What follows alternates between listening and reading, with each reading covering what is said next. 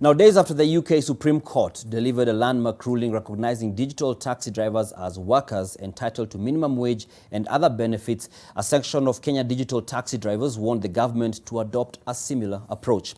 Victor Kiprop reports on the intrigue surrounding the vexed relationship between taxi drivers and digital taxi apps and their quest to assert their employment status.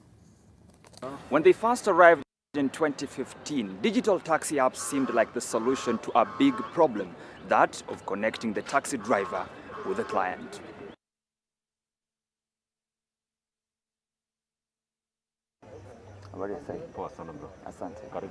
But as the service became more popular in the country, it gradually became a source of employment, employing an estimated more than 50,000 drivers in the country currently. But the fundamental question should be, should they be treated as independent contractors or employees of these taxi companies? Don't call me an independent contractor, but then you don't consult me on the pricing.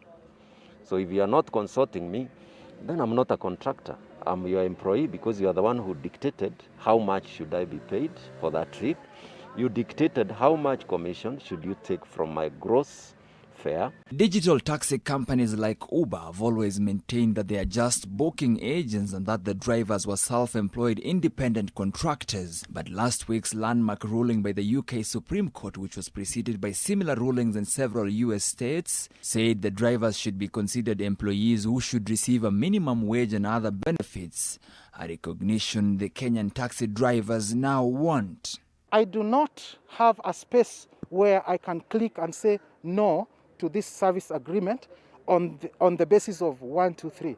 It's just something where you are asked, you must check, accept for the app to work. We are calling upon the CS for Labour, Honorable Chelugui, to move with speed and ensure that all Kenyan drivers working under the digital taxi platform start enjoying the labour rights.